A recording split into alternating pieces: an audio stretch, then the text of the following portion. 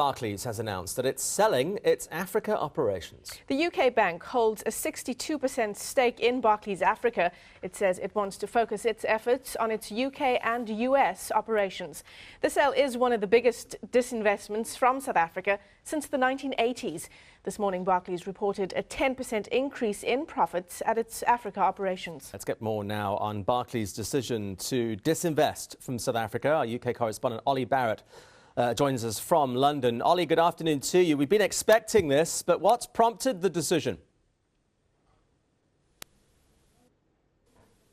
There are a raft of reasons, Andrew, why Barclays has taken this move, and it is a significant move for the company, which has for a long time felt that it's a trailblazer in Africa and for a long time actually boasted about how profitable its African wing was. There have been a series of reasons, one of which is the devaluation of the rand against the British pound, which means that all of the profits Barclays makes in Africa, in South Africa at Barclays Africa, when you convert them back into pound sterling at this end at HQ, some of that profitability is lost in the exchange rate. But there have also been concerns about Barclays over emerging economies, and there have also been concerns from shareholders who want Barclays to focus more narrowly on what they consider it to be best at, its domestic banking, parts of its investment banking wing as well. And some of the international operations have come under some scrutiny from shareholders who believe that Barclays has become distracted in recent years and needs to focus more narrowly at home on some of those activities that they believe could become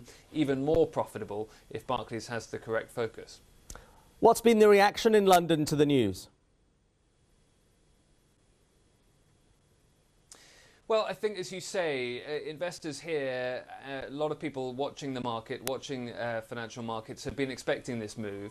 And actually, many of them say that it won't just be Barclays, that other UK, European and American banks are going to be looking at their operations in emerging markets as well and may take similar decisions in the coming months. In terms of the share price, Barclays has taken a huge hit this trading session here in London. That is largely because actually investors have been looking at the bottom line here in the UK and finding some pretty worrying numbers in terms of profit, in terms of revenue, in terms of Barclays' expectations for the coming year. And Barclays' expectations for the coming year have led it to cut its dividend to shareholders to try and shore up its capital position. So that has led to a bit of a sell-off in Barclays shares that are traded here in London. Many people now are looking at Barclays and wondering where the future lies, because if it is to focus domestically, well, the domestic market here in the UK has really changed in recent years, and so many are saying, while Barclays is attempting here to be less risky, less exciting and more profitable, that actually maybe by focusing more narrowly on operations here and moving back from a profitable African operation, maybe actually that is Barclays taking a risk in and of itself. So I think it's fair to say a mixed reaction here in London. It's certainly not a move that creates the kind of headlines South Africa needs at the moment.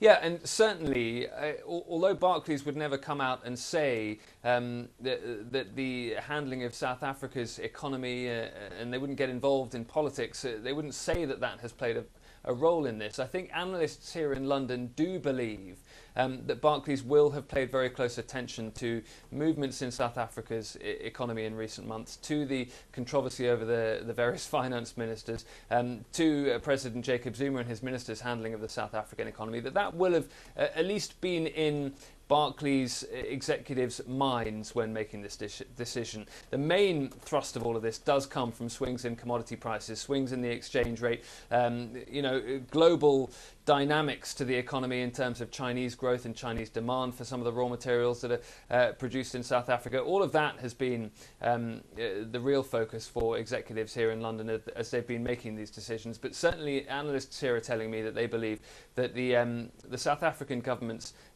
economic policies have certainly been looked at by Barclays as part of making this decision. Olly Barratt from London, thank you.